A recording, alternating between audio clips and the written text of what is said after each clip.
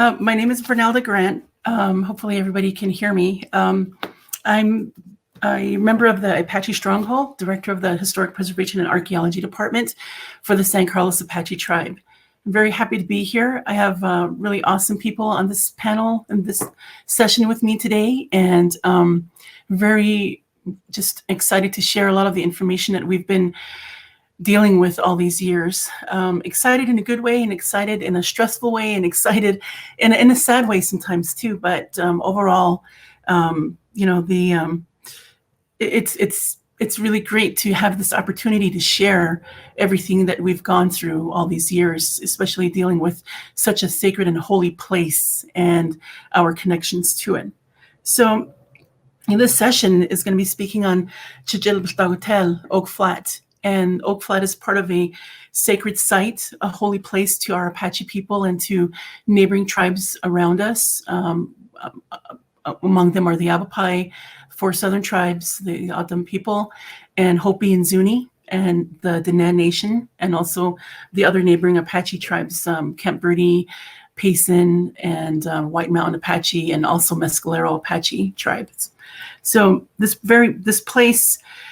panel session is very interesting in that it's just focusing on this one place and this connection that we have to it, but it's inserted in this part of the conference where it's very important to make the connection between where our ancestors lived, the things that they left behind, even their own remains, their spirit, their physical being, the materials and things that they used on a daily basis. It's very important to make that connection, because a lot of the times in the world that we live in today, we don't, these things that are very holy and very special to us aren't presented to us in that way.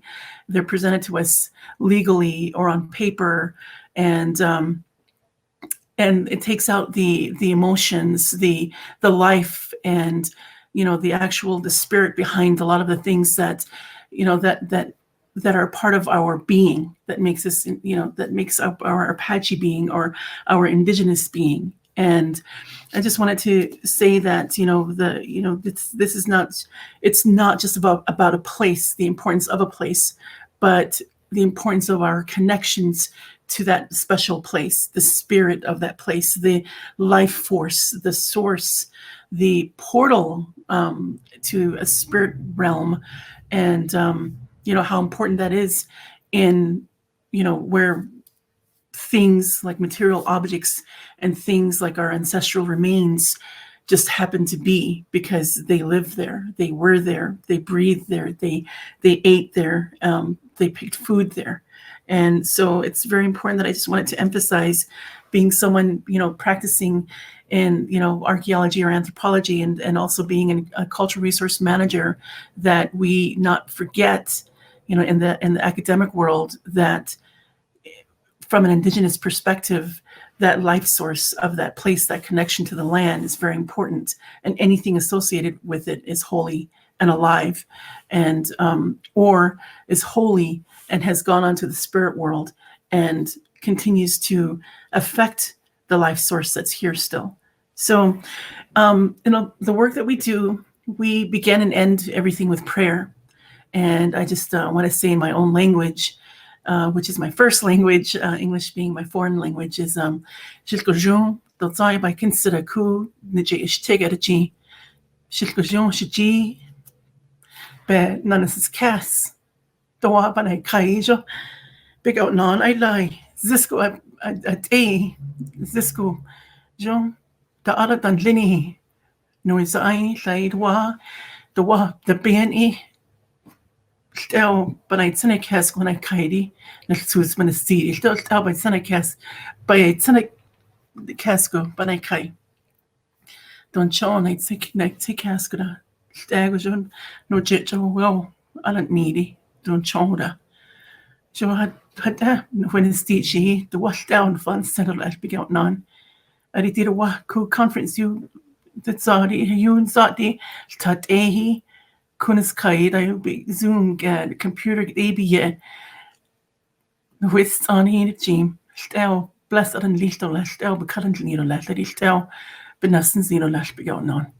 And I just said in my language that I think, thank this opportunity. Thank you for everybody that's participating in this session and in this conference, because we just always have to never forget that the things that we work on, even though we read it in a paragraph on paper, things that we read about from inventories in a book, in a binder, things that we might discuss in court, things that we do on paperwork, all kinds of paperwork, things that we do in the field, that we just continue to be guided, because these are such intense things that we do as cultural resource managers, that I just ask for Creator's blessings, God's blessings, that the blessings from our ancestors as well, that these things continue, that we work on these things in the most respectful, the most responsible way that we can, so that it won't hurt us, it won't hurt others around us,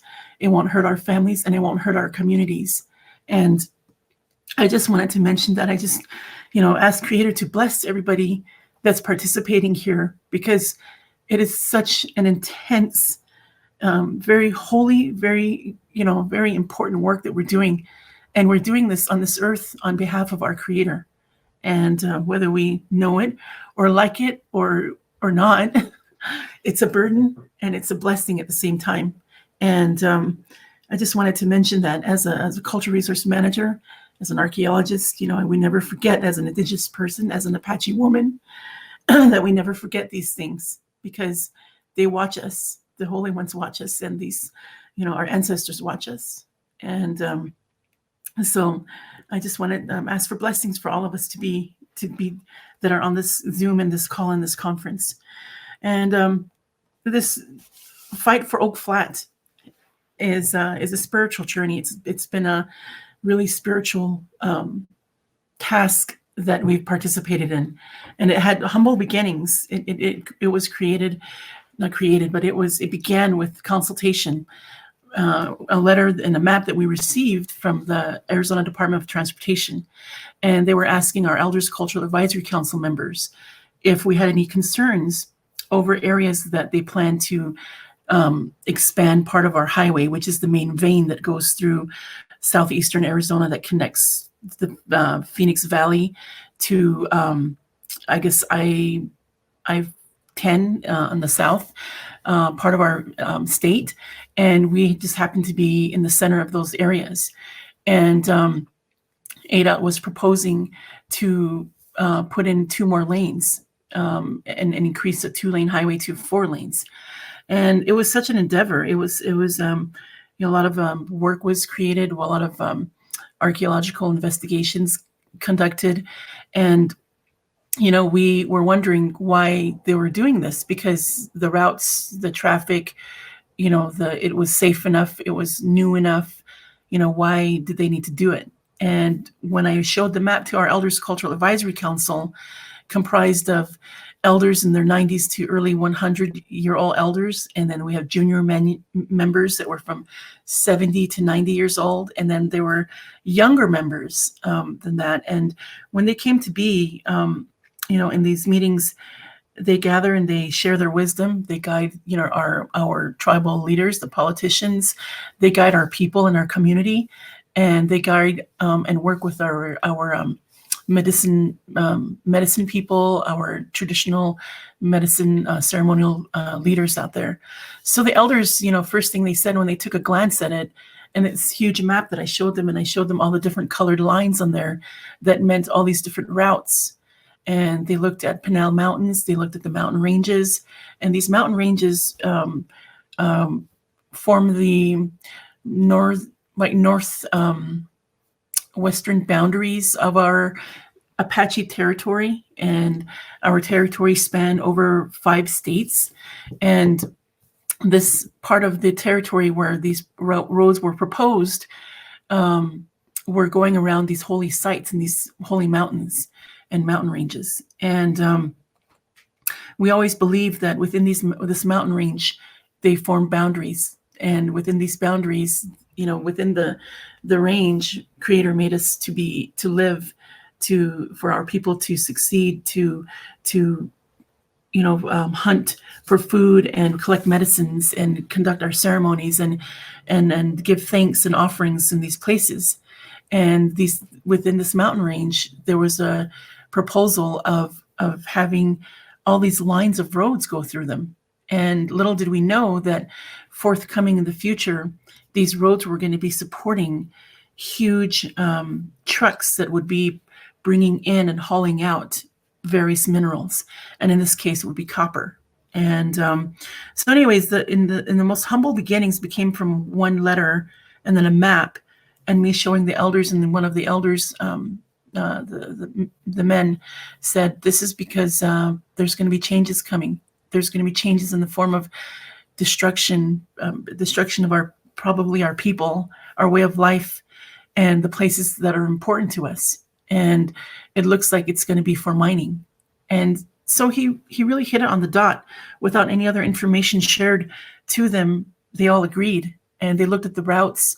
They looked at the economy of the local towns. They looked at the economy of the tribe. They looked at safety.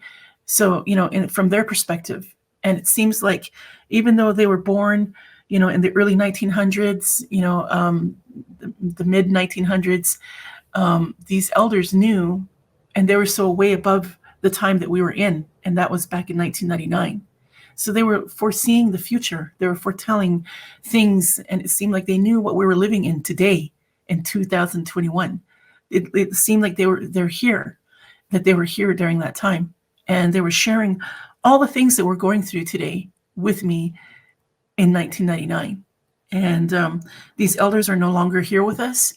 They've gone on, but I hope and pray that they still are around and their spirit continues to guide us. And that's been, this spiritual journey that we've been on. It's, it has things to do with, it started with humble beginnings from work, a work consultation letter.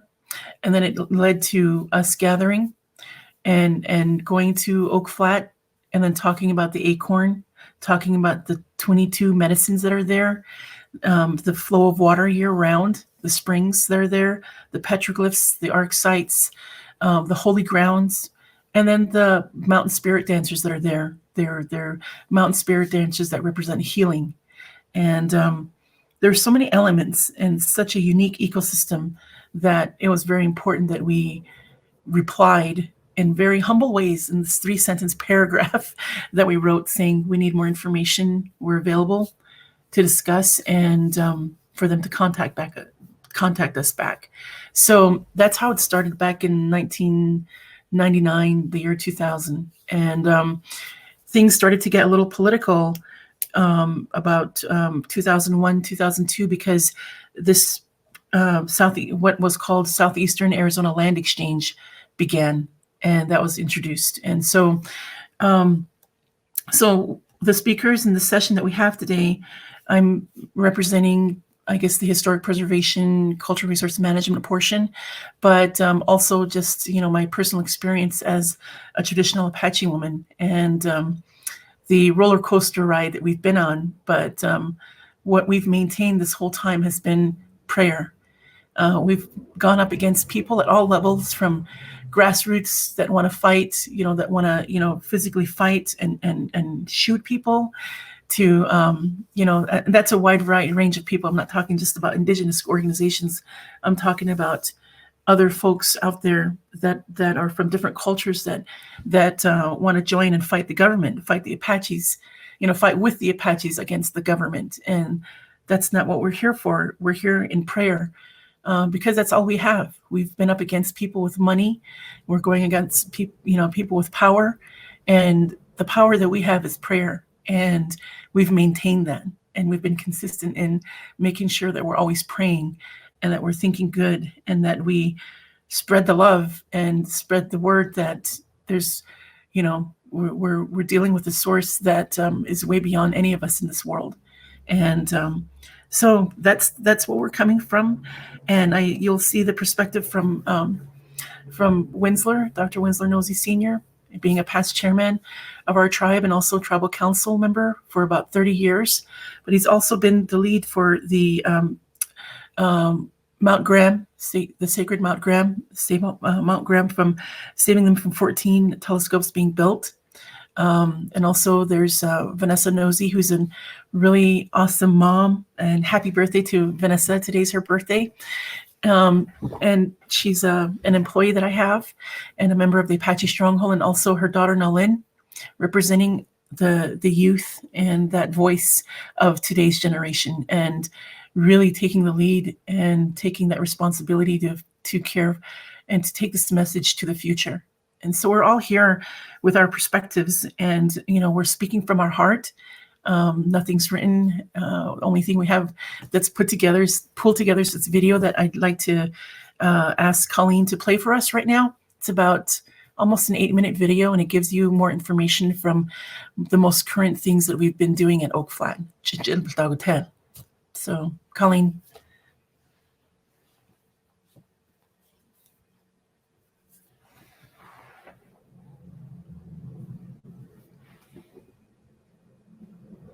When this place is gone, they're going to be walking to a crater, and I'm going to say, son or daughter, this used to have emery oak trees, this used to have springs, this used to have animals and acorn and tucoge and cactus and yucca where we could build our homes. This had petroglyphs and artifacts, and your ancestors were buried here. How can I say that to them when they're looking at a crater?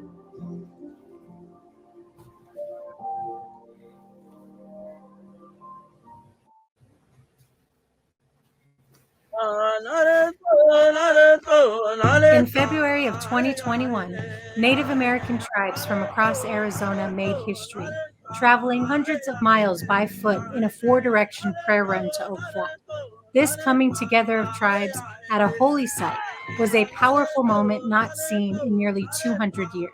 This trauma is being broken down. These barriers, these obstacles are being broken because our resiliency stays intact. But that's because we had the land. That's because we can come here. Traditionally called Chi'chil Biłdagoteel, Oak Flat is a sacred place, a life-giving oasis where Western Apaches and other Native peoples lived and prayed for centuries. This land is critical to their modern-day religion and culture, but soon will be privatized and later destroyed by the proposed Resolution copper mine through a controversial land swap bill passed in 2014. It's fighting for my future children, because in Apache religion, we have to tell it orally, or we have to take them to the place and teach it to them, what it means to be in the people, and what it means to survive, to tell those stories, to sing the songs, to speak the language. It's all intact to Nago Sun, the earth. It's all intact and embedded in Chi'chil Biłdagoteel here. And so when I think about Resolution Copper taking away Oak Flat, that means it's taken away our life, it's taken away our history and our future. Naelyn Pike is a young Apache woman whose family led a formal return to Oak Flat by her people after generations of forced captivity on the San Carlos Apache Indian Reservation. Hell's 40 acres is what the Cavalry called it. We were at constant gunpoint, not allowed to practice our religion, not allowed to practice our ceremony, not allowed to speak our language. It was only in the 1970s when we were allowed to vote. Today, the Apaches once again hold traditional ceremonies at Oak Flat and are determined to preserve this place, which is their direct connection to the Creator. There's so many things that our people have that we bury here. Without this place, without Oak Flat, we couldn't practice the way of life that we practice today. This spiritual connection to the land is the essence of traditional Apache religion. The holy grounds, burial sites, and sacred springs at Oak Flat facilitate Apache worship and prayers, just like the churches and relics found in other faiths. Our religion is no different. Our gone people are the same as what you call angels. Our mounds are the same as you speak of Mount Sinai. Those things are critical in your religion as it is in ours. Dr. Wendsler Nosie Sr. is Naelyn's grandfather and a longtime leader in the spiritual battle to save Oak Flat.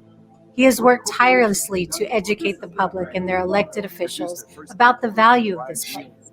He's also united tribal and spiritual leaders across the nation and is spearheading a legal challenge to the mine that hopes to secure wider protections for Native American sacred sites. If you look at everything we've done politically, legally, bringing that information out to the public. We've done it all. They cannot turn away and say that they knew nothing of this place. Why does our religion as Apache people have to be on trial? In January, Wendsler and the Apache Stronghold organization sued the United States, arguing that through the land transfer at Oak Flat, it had violated the Apache people's constitutional right to religious freedom. These prehistoric places means our identity, means our religion, means a sense of belonging. You cannot wash that away. That tells me that the Constitution needs to be modified, needs to be looked at so that it really includes everyone. After a preliminary hearing, a district court judge in Phoenix denied an injunction to prevent the land transfer. The Apaches appealed this verdict and intend to go to the Supreme Court if necessary. But without this injunction, the Apaches had mere weeks before Oak Flat would be privatized. And once Resolution Copper owns the land, it loses many federal environmental protections, and public access for religious ceremonies is no longer guaranteed. The other destructive impacts of this mine have been outlined in the previous 3 videos of this series, along with the stories of those most directly impacted. Now, the public is speaking up more than ever to protect our environment and the religious freedom of our nation's first peoples. We have this time and opportunity to step forward. You cannot turn your back on a place that's going to be murdered. On March 1st, after strong public pressure, the Tonto National Forest withdrew the final environmental impact statement for the mine just 10 days before the land swap was to take place. This was a major victory for the Apaches, but only provided temporary protection. An act of Congress, such as the Save Oak Flat Act, introduced by Congressman Grijalva, is required to permanently undo the land transfer. The people that want to do the right thing, they need help. They need the voices of America. But if we say nothing, then they have no alternative. That yet again, they're going to listen to corporations, capitalism, and it's going to destroy the very environment that we all live in. And then it's going to destroy the oldest religion. With over 500 indigenous tribes, 200 organizations, and the majority of public comments in opposition to this mine, allowing the project to continue is clearly not in the public's best interest. It benefits the 2 largest mining companies in the world, while destroying an indigenous religious site that should be protected for future generations. I'm always staying optimistic, and I'm always having hope that this country will change, that diversity and the acceptance of diversity and of our own cultural stories will be accepted finally. Ahia, hatin konenya, kosteko. Kaunan hatin konenya, stals in. Kushe ye. Ahia ko pekaunan. So I just thank the Creator that if you're coming, that He watches over you, be with you here, so that we can protect the environment. But not only that, our holy place, our deities, our historical history, and ongoing way of life.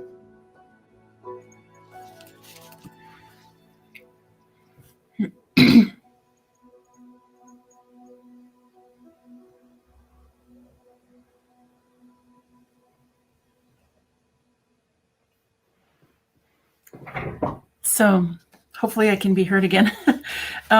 So that was a video. It's I think 1 part in a 4-part series. And if you're interested in learning more, seeing more, you can go to apache-stronghold.com and look at the video on that site. Just wanted to end my portion of this session with, as a historic preservation officer, as a cultural resource manager, I just wanted to, suggest some things to watch out for and to look out for in your projects that are the projects that are presented to you from federal, state agencies, nonprofit organizations, private entities, and educational institutions. Is that I started I mentioned that this started with just a consultation letter from ADOT, and spanned out to a Southeastern Arizona land exchange, to a huge even congressional representatives being arrested for their role in illegal activities.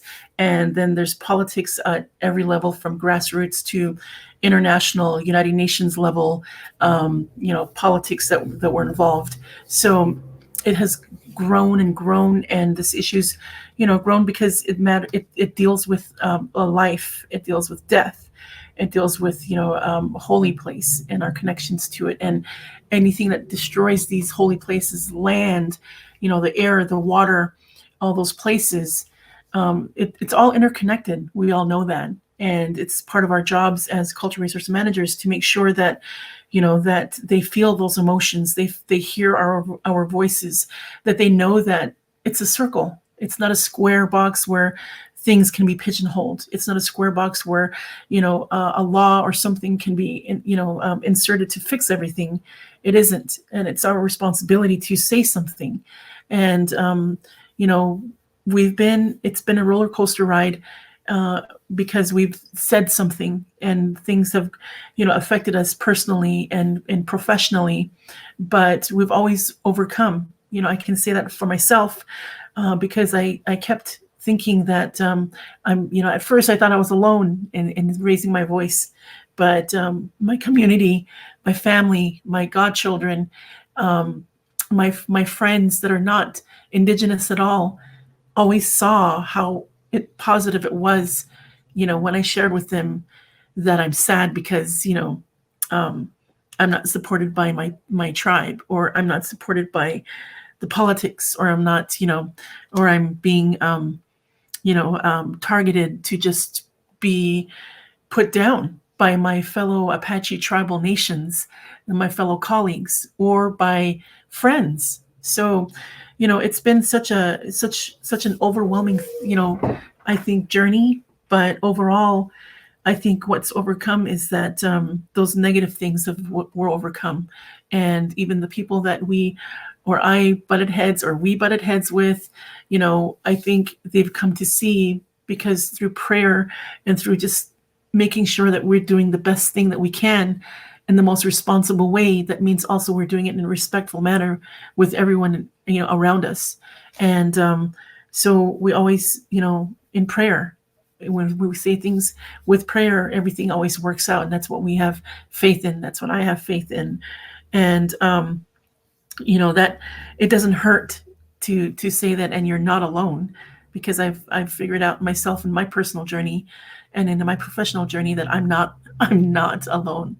And if anything, the holy ones are with me. The ancestors are with me, and you're with me. You're with me. And NATHPO is with me. The SAAs is with me. In every niche there is, everywhere, there's people there. They're going to be with you, and in the work that you do. And there's other things that I wanted to also quickly mention is, as historic preservation officers or cultural resource managers, a lot of these projects too, you have to be careful for our things that that they're set up a certain way, because they're thinking way ahead. Sometimes it's a native thing that we just don't act on things right away until something happens, and we react, and then then we move forward and start to fight. But these are little things that I think matter. Is when we get these letters, you have to somewhat organize yourselves in a way that where what matters to your people and what matters to you, the places that matter to you and your people. If you have that sort of collection on a map or just on a list, and whoever goes through your office to make sure that, and reviews and goes to these meetings, that these are very important things, these medicines or these trees, these places where ancestral remains are. And in this case, at Oak Flat would be Apache Leap, and then the various places that are ARC sites in that Oak Flat area have our ancestral remains in there. So NAGPRA would apply. And so anyways, a lot of these projects, they strategically locate their projects in areas where we as historic preservation officers, cultural resource managers, won't have a say. We won't fight their projects. For example, you saw the water flowing in the video at Oak Flat. It used to flow that way year round. There was moss hanging off these rock edges, and they were moist when you touched it. There was certain little animals that used to live in that area that were that required water year round, they're not there anymore. The water that you saw flowing, the springs, the ponds, they're pretty much drained and they're not flowing anywhere. And that is a result of a lot of the testing, these drill sites that they placed there, that they strategically placed for their proposed mine, and their places that they're testing in areas where they're finding certain veins of the minerals that they're looking for. So most of the time, those places are located in areas that are already destroyed, and roadways, on trails. So just keep those things in mind, because they don't just write them off as, oh, that's not going to affect our people. But overall, the drill test site is going to go into that land that's going to affect the water source, because water's not just going to stay in their little area. It's going to flow everywhere. So the air that comes, that you breathe in, is not just going to be right in that spot where that drill test site is.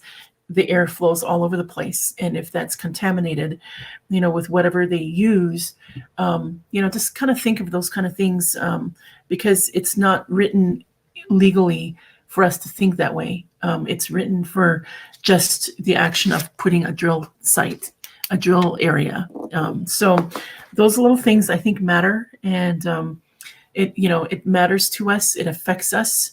And that's something that's been very difficult to prove. And I know that you, as cultural resource managers, people that work in this arena, we're up against, trying to teach every single day forever. It seems like that our faith, it's like measuring in this age of science. Everything is measured, everything's pigeonholed, everything is put in this box, everything is within an enclosed area. A lot of our places, like our churches, for Indigenous people, are not just in an enclosed area. It's outside. It's among the elements. It's in the various environments and ecosystems. And we have to never stop sharing that and educating that. And also, measuring our faith. It's like putting down how much do I love Creator? How much do I love God? How much do I serve God? How much do I, do, where do I, how do I fill that up in a container, or how do I put that on paper? That's what I think they're asking us to do a lot of times. And that's not written in the bulleted list of things that they check off when they consult with us. So I think, we need to introduce this part of meaningful government to government consultation. Means you really need to feel, you really need to see and feel these emotions, to take that extra time, not just 30 days or 60 days, but, it could take 30 months, 30 years, but that effort needs to be made. So anyways, I think that ends my portion of this session, and I welcome our next speaker. I think would be Vanessa. And Vanessa, do you want to go ahead and introduce yourself? Biłdagoteel, she Vanessa Nosie Gonza, she San Carlos Gonliu, she Chi'chil Inne, Shata, Shamani, Wendsler, and Teresa Nosie. Hello, my name is Vanessa Nosie. I'm a Chi'chil Apache. My parents are Wendsler and Teresa Nosie. Thank you all that have taken the time to attend our session and listen to our voice and listen to our cause and our issue, because as we stand at the forefront to protect Oak Flat, we set the precedents for all sacred places. Being employed and working under the Historic Preservation Office and the Archaeology Department under Vernelda, has given me such a different perspective on the work that's set forth in front of all you that are in this field and in this arena, and how important it is to have you all understand the cultural and the religion of the Indigenous people. Because when you're sitting there and you're viewing these documents, or being out in the field, or set in these moments of the Indigenous people fighting for their sacred sites, it's going to take that time to have an open mind and open heart to understand, what we're trying to do and why it is worth fighting for. Like Vernelda has stated, I'm a mother of 4 girls, And not only am I a mother, but I'm also an indigenous person, an Apache woman that's fighting to preserve our way of life. Because my job as a woman and my job as a mother is to pass on our religion, our way of life to my girls. I'm fortunate that I have three beautiful older daughters that have been able to share and pass on the teachings that have been given to me from my grandmother, from my father, from my mother to myself, and being able to give those teachings to my girls. And so that, when the doctor said it's a girl, I knew that at that moment when they took their first breath that they were going to take up this fight, that they were going to set that precedence of fighting for who they are, their identity and their way of life, their religion. But I have a 1-year-old now, and my worries are completely different than my three older girls. I've been able to take my girls to Oak Flat, to Chi'chil Biłdagoteel, and show them how to pick the acorn, show them how to pick the medicine, take them to the springs, pray there, be one with the spirit that we believe that's alive there at Oak Flat. But I have a 1-year-old now, and my worries are, is she going to be able to pick up a fight at least? Or is it going to be ripped from her? Is she only going to have the idea of what it is to be Apache? Is she going to only be able to fantasize? Because if Resolution Copper wins and they take Oak Flat, if they take Chi'chil Biłdagoteel, it's gone forever. And those teachings that were passed on to us and was given to us from our ancestors and throughout our families will be completely gone. And how can I raise my daughter to be an Apache girl, to be an Apache woman, and one day have children? What is she going to be able to tie herself to? Because that spirit that we're fighting for, that the land that we know that's alive and breathing, that is holy to us, is at risk. Recently, we went to the Ninth Circuit Court to appeal the preliminary injunction against the United States government with the Apache Stronghold. And to sit there and listen to the government say that that we have no rights. I sat there and I cried and I looked at my kids, and I don't know what future that they're going to have, because it said it out loud. We all understand as Indigenous people that we're awarded to the government. But for it to be actually said and know those 1800 laws still exist hurt, because that means that our people have never been free. And I give a lot of credit to my father being the person he is and sharing those teachings and knocking down those barriers and going back to Oak Flat and living them permanently to tell the government enough is enough, and that he was tired of the lies that were being told to himself and to his people, and to hold them accountable for their negligence on protecting the land and protecting the Indigenous people and their rights and their religion. So a lot of things have happened from when you've seen the video to now. My dad is permanent living there at Oak Flat. He's been there 2 years this month. So that's such an amazing accomplishment. As his daughter, I'm overwhelmed because I've seen my dad put his whole life work into preserving our religion and our way of life and protecting Oak Flat and Mount Graham. And so that has happened. He is permanently residing there, and it's going on 2 years. We are waiting on the judgment for the preliminary injunction that was heard in the Ninth Circuit Court. They have told us that it will be up to 9 months for them to make a decision. But we still are there fighting. Recently, our holy ground crosses were destroyed. They were vandalized. We're waiting to see which agency, whether it's Pinal County or the Forest Service, will label that as a hate crime. and that saddens us. That shows us how much impact that we are having, and how my dad has always talked about we're fighting that oldest evil in this world, and that's that greed of money and corporations, and that has formed itself into what we're seeing today.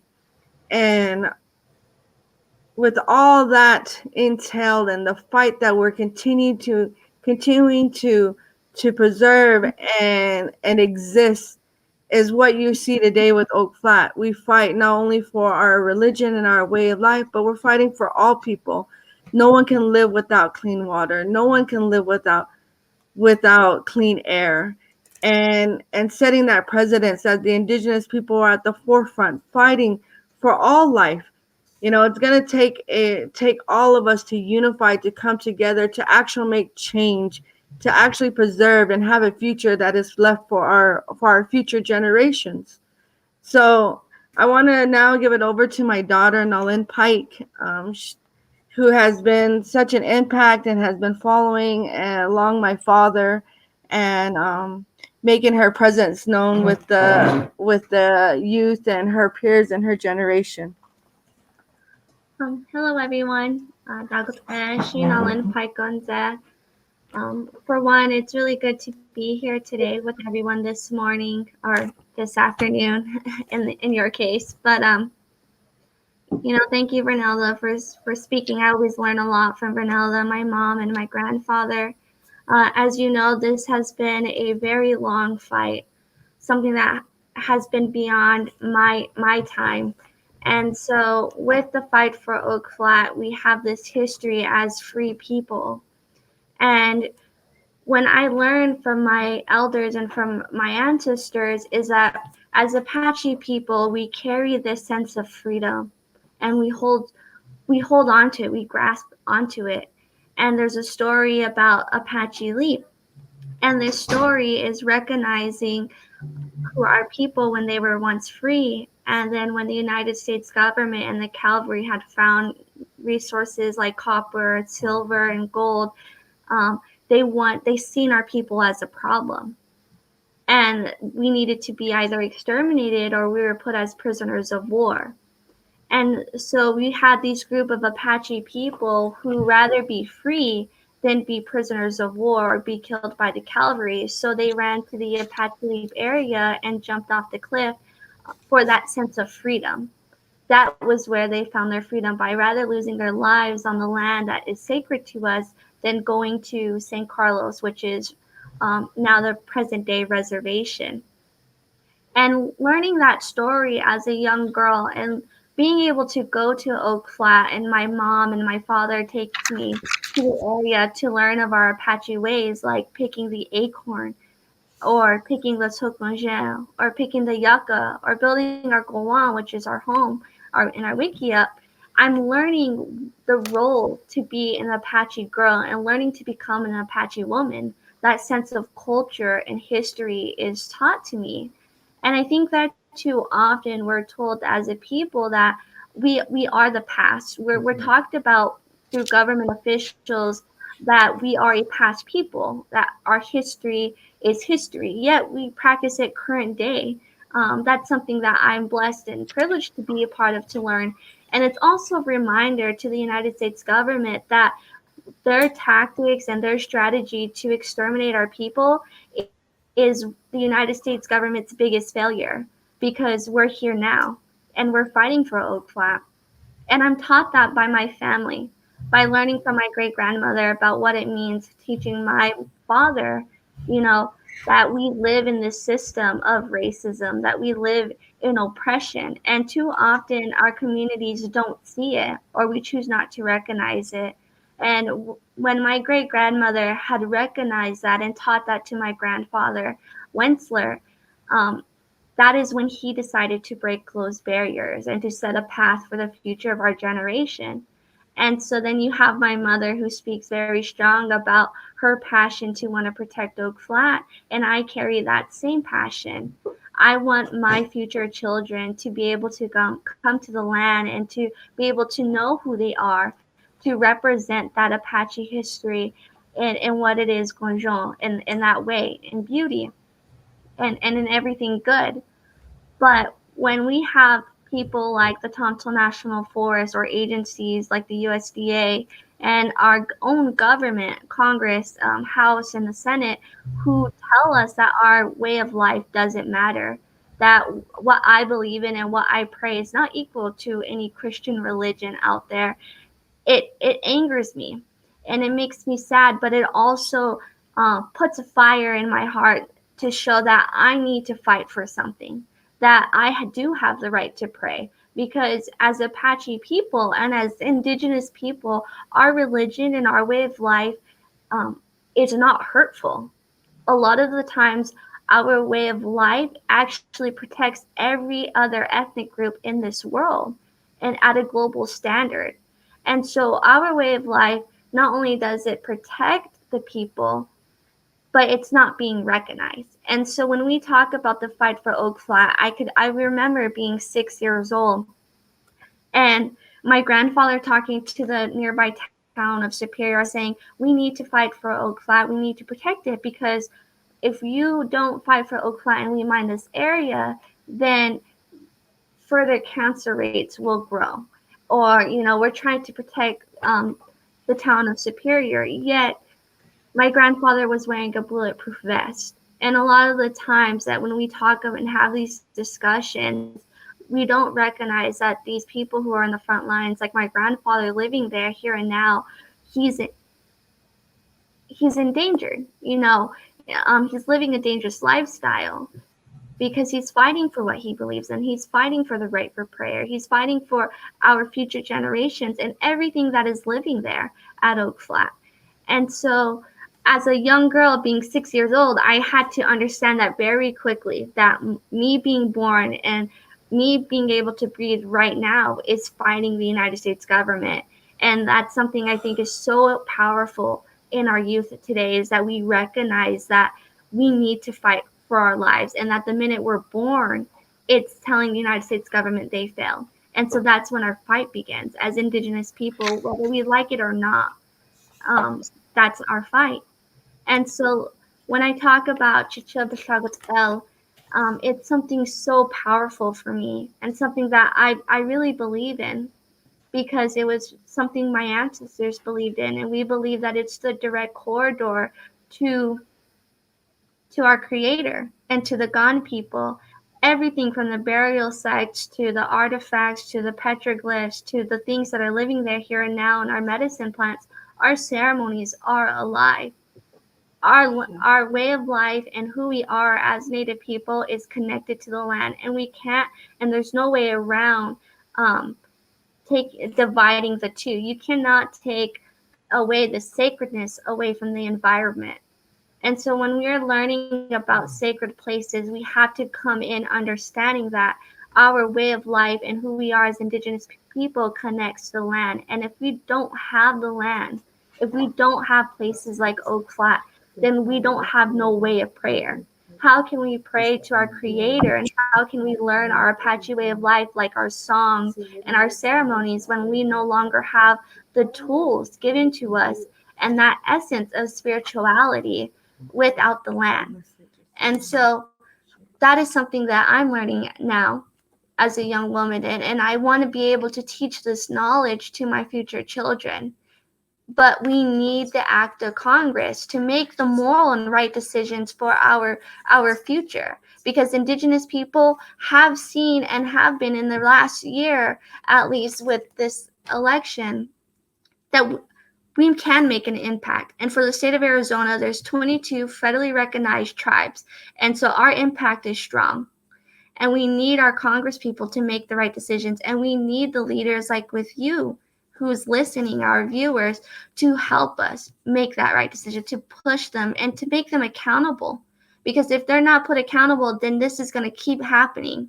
And with the fight for Oak Flat, this sets precedents for every single place, not just sacred sites, but for churches, for any place that has religious beliefs that their religion and way of life does not matter, and that a foreign mining company can do this to them. This is why the fight is so important and critical for our not just Native people, but for our country altogether. That all religions can be bypassed. That these environmental policy acts can be bypassed by the act of Congress. So how can we let our own leaders cheat us as a people? So I hope that as you walk away from our discussion that you help us fight, because we need all people from all different ways of life, all different walks of life, because we all have a story. My story should be able to be told and accepted, as should yours. And so I encourage everyone to fight with us for Oak Flat. Help save our sacred site. Help save our future as Apache people.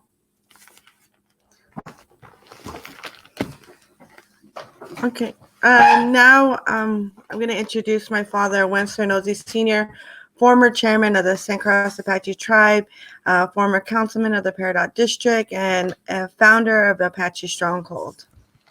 Dr. Wendsler Nosie. How many minutes we have? We have an hour and a half. Half an hour. Okay. Hello, everyone. Thank you for inviting the Apache Stronghold to be with you today. And I guess one of the things I just want to say is that it's always an honor to speak to federal agencies, state agencies, organizations that do this kind of work to protect the environment and to protect the history of this country.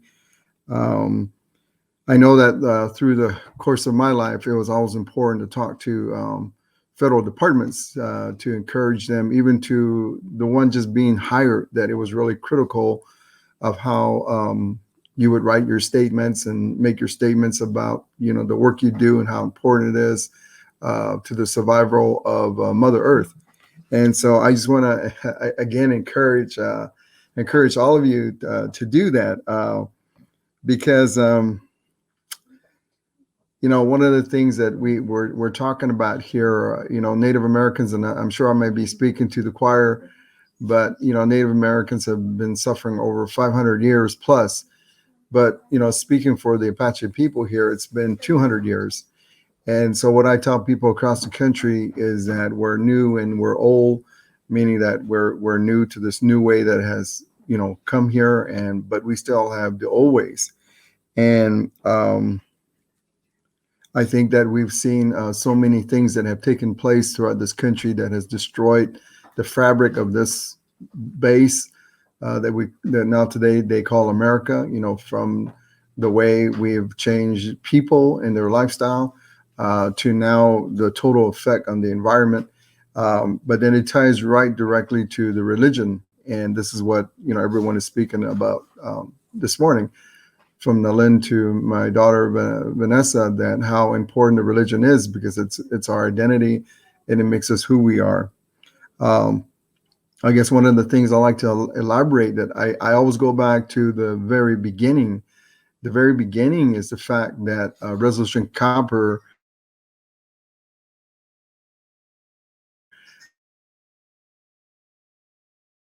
went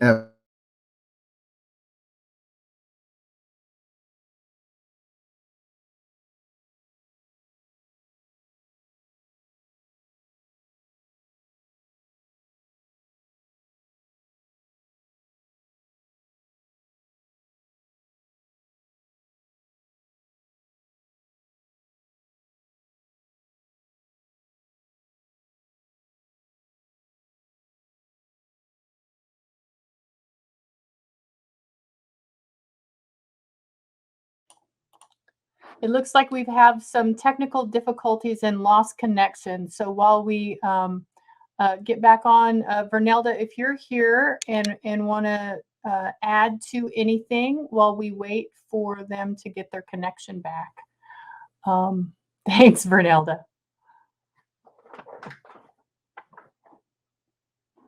Oops, you are muted. Can you hear me now? Yes. So I always never want to say that, but here I am saying it. Well, one of the things I've really, I guess, going back to work, a related matter, one of the things that we had to deal with through the years was having I know that there might be federal agencies within our within this Zoom call, state agencies and whatnot, and we're not Can you we're hear not me? saying that everyone is bad, or that they're automatically enemies. That's not what we're trying to relay. But there's certain individuals, I think they have certain personalities, and those personalities are used as strengths to pursue some of the things that will be hurting us, hurting holy sites and hurting holy places. And one of the things that we were up against a lot of times was having indigenous people or native people, whether they're coming from a traditional background or not, being hired, from the tribal communities, from other agencies, being pulled in to pretty much work and pretty much work against a lot of the things that we're trying to voice, to save, to preserve, to partner, to manage these holy and sacred places, and or to protect arc sites and petroglyph sites, and to have access to ceremonial grounds for ceremonies, off the reservation, off in our indigenous territories. So, the fact that they were, in other indigenous people, native people were strategically placed to work against us as native people, as Apaches, and as indigenous peoples. It really, is just the epitome of, like, what we always hear, the government always, the government always strategically placing natives to fight natives, to keep us occupied by fighting, for us to continue to fight one another. So one of the biggest things in, this effort was having native people, who came from traditional backgrounds, argue against, why do we think this is a holy place when other members from our community don't think so? Or hiring, sometimes, and it's very apparent in this, this situation, is hiring tribal monitors to use the monitors in their innocence of learning actions and activities in our field, to use them, and to pay them to work against, the tribes that they're working for, that they're coming from. So I just Now want to we mention have, that, and I'm gonna go bring it back to Wendsler now. great, thank you. Uh, I don't know where I left off when we, I guess, lost contact. I hope everybody can hear me. Yeah, they can see us. Okay. Okay. I don't know where I left off, but anyway, I'll just get back to, the importance about the exemption. And the reason why I say that, I've been talking about that is because the work you all do, I did tell Vernelda Grant one time, with all the work that she's done and accomplished, throughout Indian country and within the federal levels. When I was a chairman, I gave her full reins to really tackle this issue because I was afraid of the future, what the intent was on the land base. And that goes back to where I think that, I really believe that tribal leadership needs to be directly involved. And I always teased Vernelda about her program. I said it's more like it should be our War Department to protect the land and the interests in the future of our people. And that's how critical that position is when I look at Indian country. So it's important that all agencies work with the department as well as the tribal leadership and federal leadership as well too, to make sure that all these things are documented, because really, when it comes right down to have sustainability for Mother Earth, it's going to come right down to Native people. And the reason why I say it is because of these court cases that we've been dealing with. And, I used to say that I used to think Indian people have it a lot worse, but it seems like white people do, because, when we're doing the draft EIS, when we're doing the rebuttals to the Forest Service, and when it came to the religion and spirituality, there's a lady in Superior who has direct contact with our deities and didn't know the names or how it works, but she had personal experience. And when we came in contact with her, I shared it with her who she was conversing with.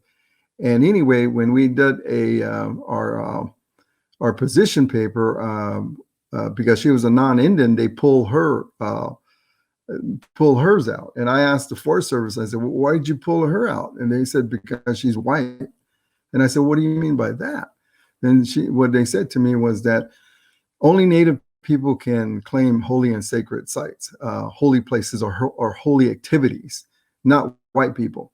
And that triggered a whole new door for me, because, you know, that really, again, is a false, it shows America is living in a false foundation, even with their own people. And so I tell people, white people across the country, you have a battle of your own, because your Constitution and the way the United States looks at you is that, you know, you'll never have any spirituality here. And that's where it brings me to the fight with Mount Graham and Oak Flats, is because we talk about religion, but then there's a spiritual part to the whole thing. And it seems like, you know, it just seems like the spiritual part doesn't exist and is not even, you know, considered in this country. But yet, you know, when you look at the entire country made up of Christian people, you know, they talk about these deities, they talk about this way of life. And yet, you know, it seems to be non-existent when it comes right down to how the spirituality ties to Mother Earth.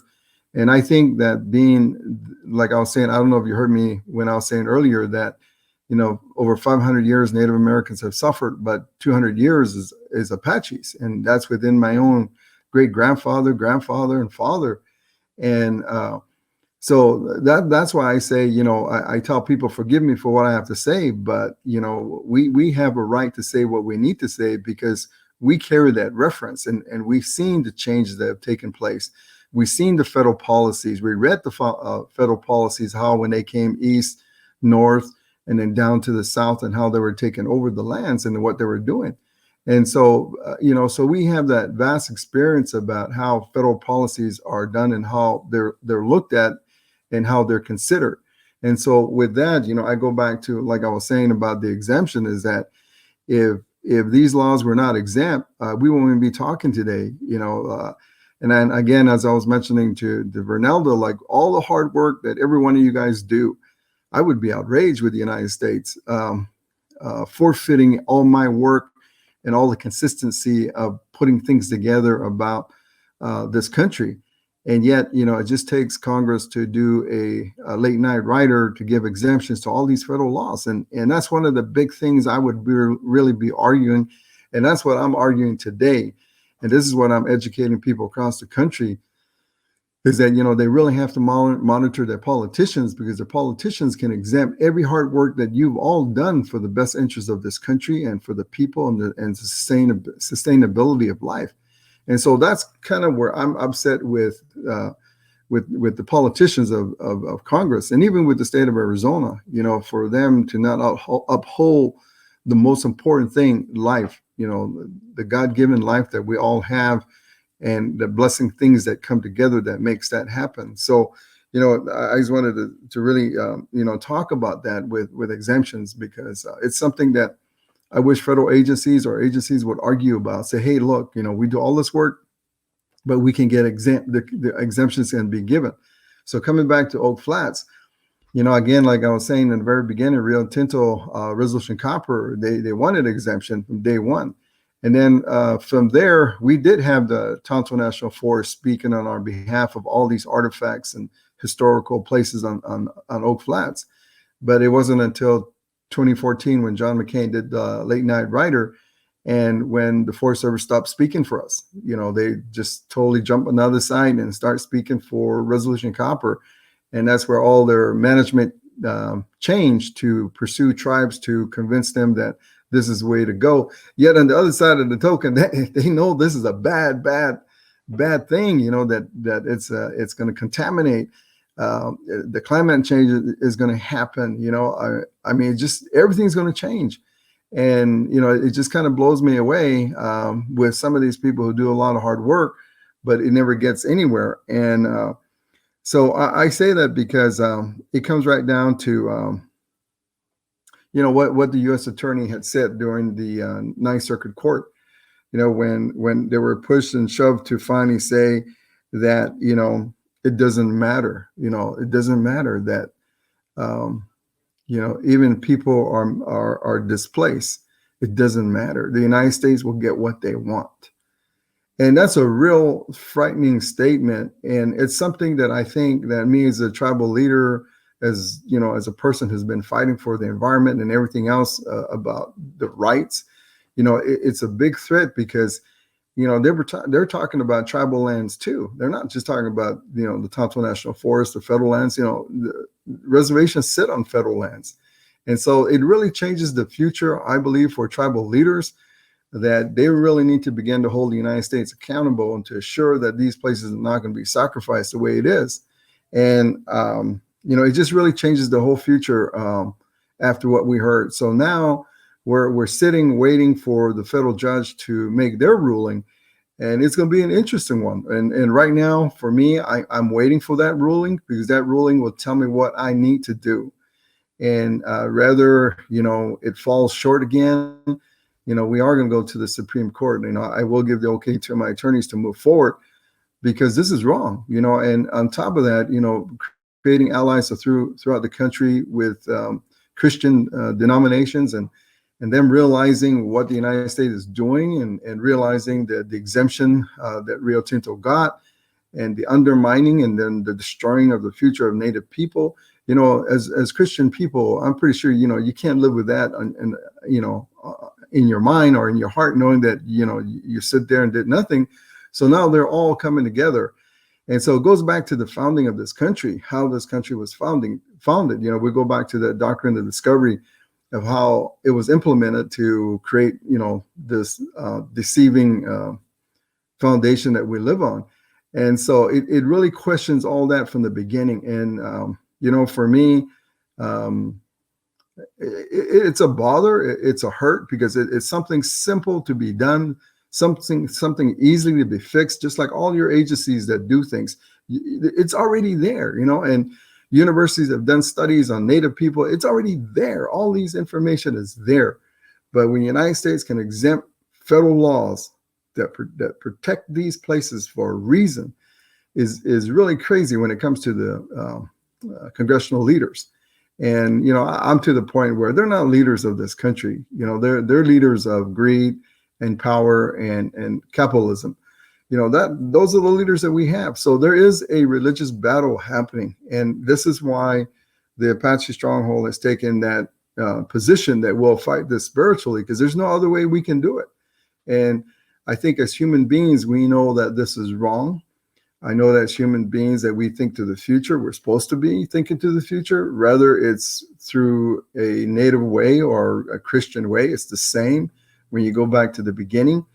I mean, they've even had Christian people tell me that you find this in the Bible already, of what we're speaking of. But, you know, things are picked from the Bible that they want to speak of and keep people in line about capitalism. And, you know, those are the things that we face. It's something that we have to face so that we can understand, you know, what this country is all about. And we're finding the ugliness of it, but we can't back away. We've come this far. And that's why, you know, I come back to like the federal agencies. You know, it's important, you know, our agency that does this kind of work, like what Vernelda does. You guys are real crucial to this country. But again, you know, as I was as a chairman supporting Vernelda and her work, I think, you know, across the country, you know, people need to support your work and then hold leaders accountable to that, because what it was 200, 300, 400, 500 years ago is not the same anymore. And we see it, you know, we see the drastic changes that are occurring right now at Oak Flats. You know, from what it was just 6 years ago, everything's drying up. You know, we don't have the same winters that we have. The trees, the oak trees are beginning to fall. And, you know, and the deep waters being taken out, and plus, you know, the future of contaminating it. And then with it dropping into a sinkhole, 184 degrees has to rise to the surface. And they say it's going to get 10 degrees hotter in a 50-mile radius. And then when you have the moisture that goes over the top that shoots in different directions to take moisture wherever, well, now that's all going to be deflated as soon as it comes over Oak Flats. And so, you know, you have everything that's ugly that this mine shouldn't happen. And yet, you know, you see it in the reports, you see it in the documents, you know, you see it historically, but all that was overrun with an exemption. And now, you know, they play the game of hiring tribal, what do they call them? Monitors. And these poor monitors don't even know what they're doing, and it's a divide and conquer in so many ways that still takes place. And that's what really disappoints me about Tonto National Forest, that, and I come to realize that, they're really there to take care of the assets that the United States says they own and get fair value for it. And so they're not there, as people think they're there for. And they made it clear to me. And even, I always tell people, let's not forget that, we were put as prisoners of war. We'll live in San Carlos, which, was a concentration camp that now became a reservation. And we're trying to go home to what they had promised that we would go home to, especially to these holy and sacred places. And again, I'm, as my daughter was mentioning, I'm going to be there 2 years. And I just came down to be with you today. And it's just really sad because I don't see, the acorns, I don't see the medicine plants growing on a timely basis like they did before. So they're all being affected. But, it's like nobody cares. And in the long run, like my mother used to tell me, these places are females. And once they destroy these female places, then it's not going to be anywhere anymore. And that's where destruction is going to be. And then once they take our religion, then that's where chaos is going to happen. And so, we're really in that moment in time that is real crucial to all of us. And I tell people that going to traditional ceremonies is over. And I said, going to your Sunday churches is over. You have to facilitate and do what you're taught to save what's left. These places ain't going to do it. These places are places where we learn and the reasons of why we are who we are. But now it's time for us to really step forward. And so however you all can step forward in your capacity, I think that's really important and crucial. Because other than that, if this goes through and this place is murdered, just imagine how many more places are going to be murdered. They believe they have their freedom. Because as soon as, we were done with our Ninth Circuit Court and the U.S. Attorney made its comment, our holy ground crosses were vandalized. And, and people's moods and attitudes kind of changed, like it was a victory for them and that now they can do as will. So those are the kind of the confrontations I'm facing right now while I'm at Oak Flats, because they assume it's over. So that means that anything from archaeological things can be violated on federal land and it doesn't matter.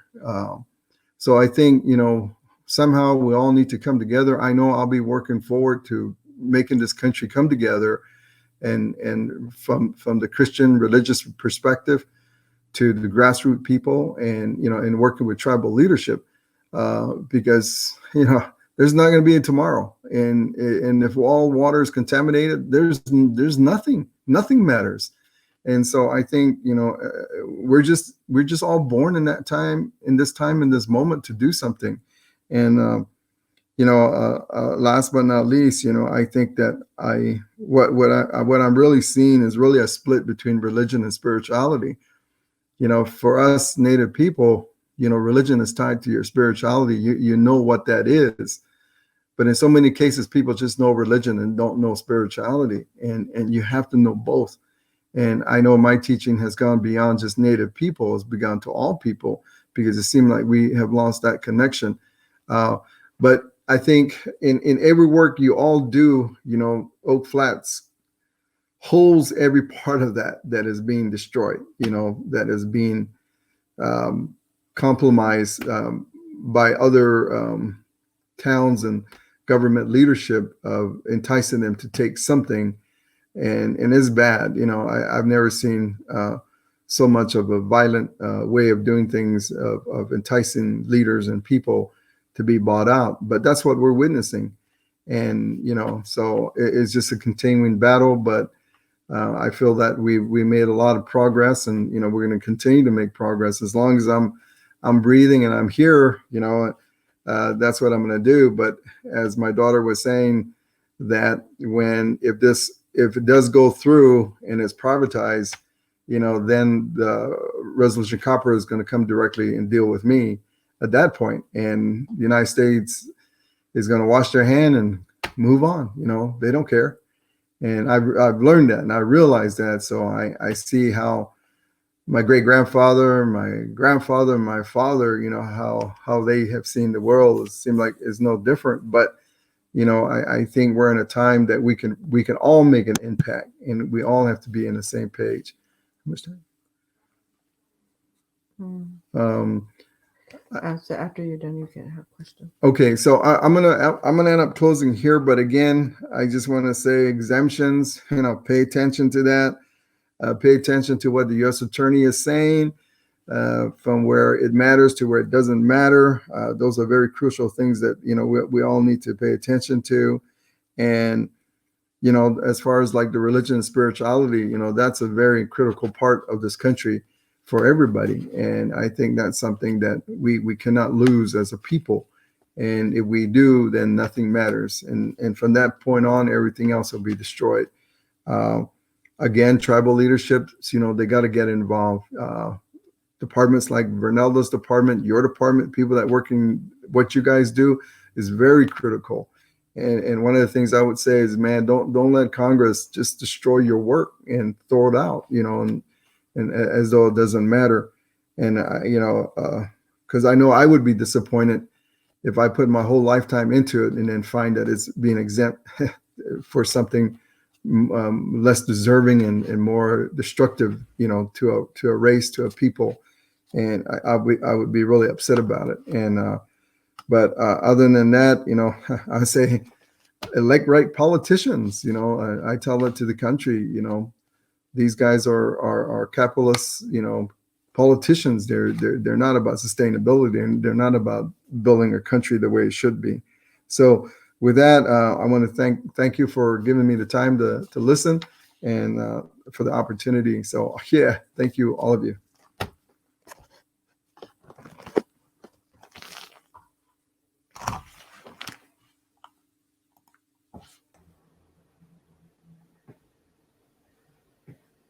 Do we have time for questions, or are we up against the end? Sorry, I'm not sure what happened. Oh, there's Colleen. Here she comes. Yep, I'm here. I've We got do have Colleen. some questions in the chat. But first, wow, I just take a second to just say miigwech for all of those powerful words that were shared today, and for speaking your beautiful language. I was deeply touched, and also there's been a fire lit inside me for some of our sacred sites here that are definitely under threat.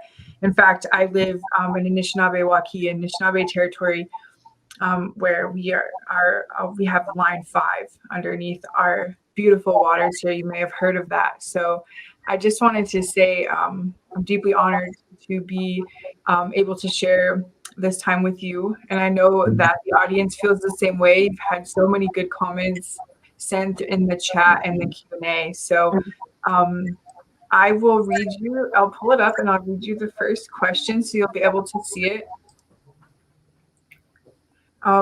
Vanessa, Summer's asking if your daughter's on social media.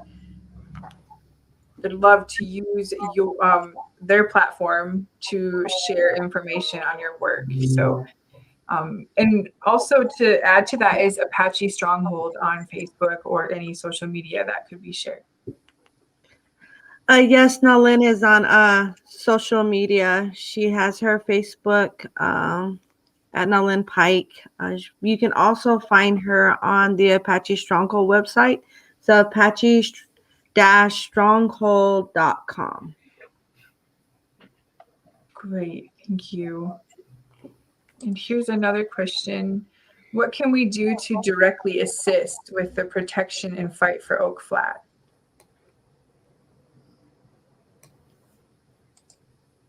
Just quickly is to contact, even though you're not in the state of Arizona, what we've had people from the South do is through Wendsler's connections is contact their congressional representatives when, before this situation with the land exchange was inserted in the midnight rider to the National Defense Authorization Act, we had the pool of the churches and organizations from the South contact their representatives and their senators, and then they contacted folks in DC. So it made and put enough pressure on President Obama to veto the bill when it came up in front of him.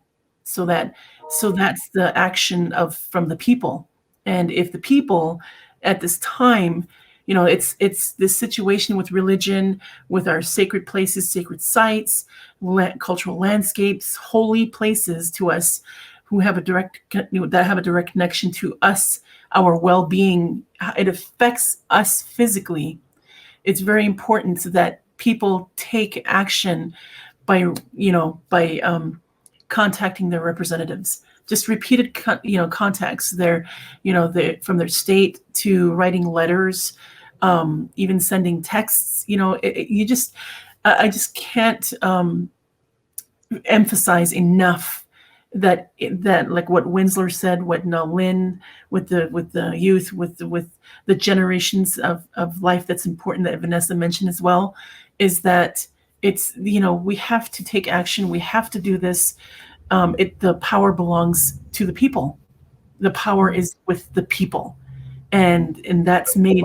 So many statements were made recently that's what's going to move this whole effort.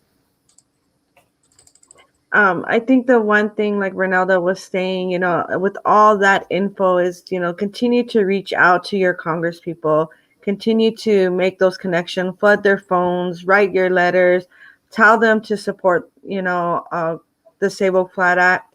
It did get pulled from the reconciliation budget, but it's still there.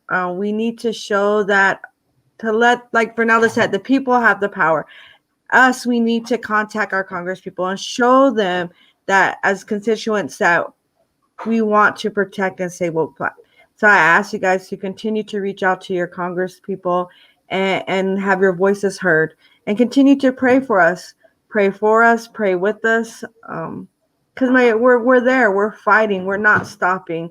My dad has continuously said that, with his recent comments, is that Oak Flat is on death row. And that's what we're witnessing. We're witnessing either a murder is about to happen, or we're going to witness a actual miracle, because then that means that the United States will have to recognize the indigenous people and our religion. And so we ask that you continue to pray for us, continue to be with us and stand with us, and talk about Oak Flat, educate everyone, so that we let Resolution Copper and our United States government know that the world is watching, and that we are standing together and unifying, because if my religion is at stake, so is everyone else's. And we have to remember that we actually need laws in place to protect our way of life. If we don't make these changes and we realize and we witness a murder happening, that means that the continued genocide and deceit of our people are still being told. We need to make those change to either have witness a miracle happen, and that we see the United States government recognize our indigenous way of life, recognize our holy site, recognize our religion, or we'll see a murder happen. And that's what we need to educate the people. So whatever you can do, talk about Oak Flat, reach out to your Congress people, and pray with us and pray for us. So yeah. Rich. I have one more question. There are while we wait and see if the audience has any more. First, I want to remind everyone out there that our polls are live. If you could take a moment to answer our polls, we would appreciate that. My question is kind of like this. It's clear to me from listening to you all speak that, spirituality is what is driving this. You're leading with prayer and leading in the way that your ancestors have guided you to do that. And obviously, I think that's incredibly beautiful, and exactly, what we all should be striving for. My question really is, when we do these things, or we're trying to protect sacred sites, and we're working to, get others to understand, it's like, first, they don't care about this site, and they also don't understand like our spirituality and that, you know, the way that we lead with prayer and the way that things need to be done in terms of protocol and what needs to be done at those sites. And so oftentimes it seems to me like you're beating a dead horse, or that they're just simply not understanding, and it gets frustrating. And so really my question is, what's your advice for staying true to who you are, you know, as Apache, and keeping spirituality and prayer first, and not being discouraged when you're kind of you know, up against the machine essentially?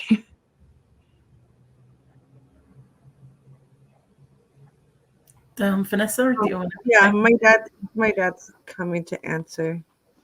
Yeah. I think that's you know, that's a really good question. It is. You know, I guess there's a lot of factors involved. Like for instance, being raised by my mother the way she was as a person kept that going, and same way with me with my children. You know, it starts at the beginning of your your birth of your children, and as they say, you know, sometimes the fruit doesn't fall far from the tree. You know, when you take care of it, and it seems like we lost that.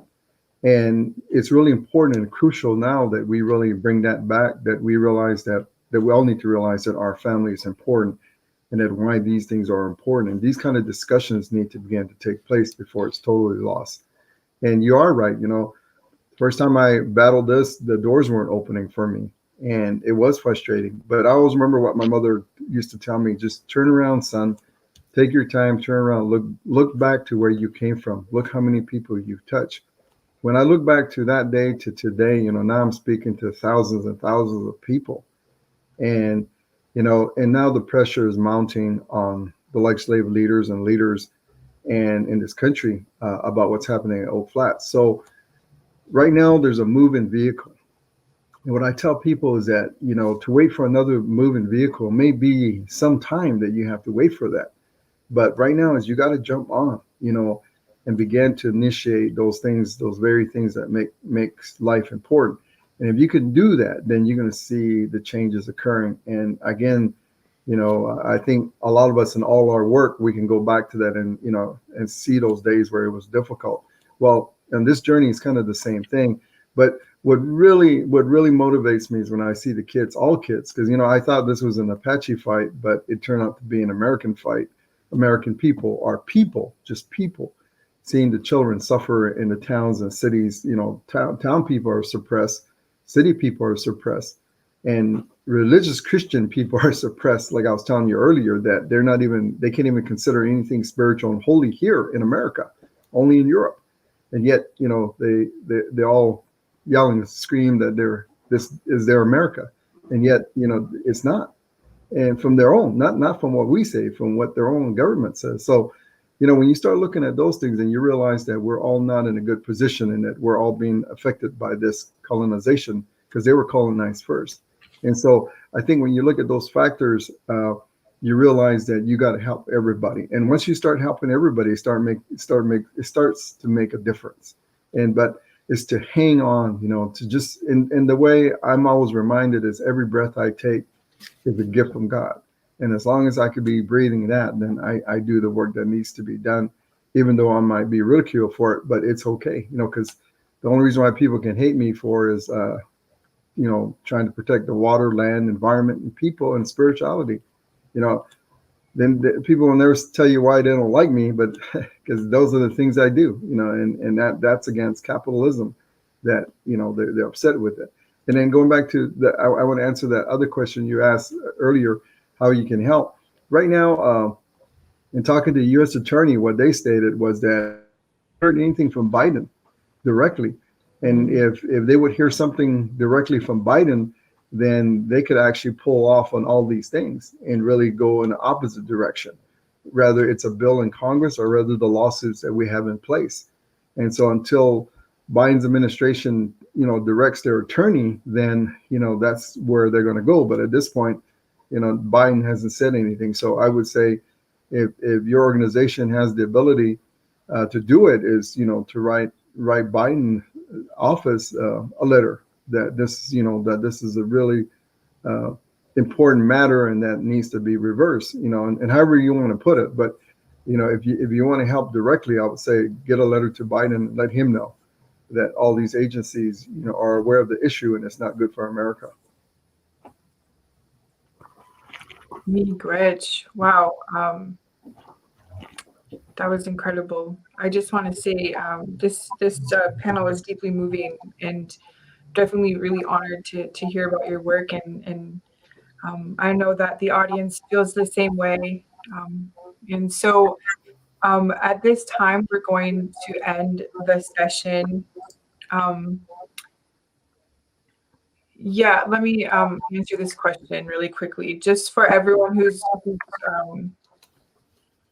or wait, this is a question for you. The video that we showed earlier, is that publicly available? Vanessa. Yeah, it is. You can view them on the Apache-Stronghold.com website, or you can also, I think it's on, it's not YouTube. It's Vimeo, Vimeo. Yeah. And it's the Fight for Oak Flat, and so it comes from the Sierra Club. Craig Johnson is the one who did it, so he did an amazing job for us. All right, great. Thank you, everyone. Obama P.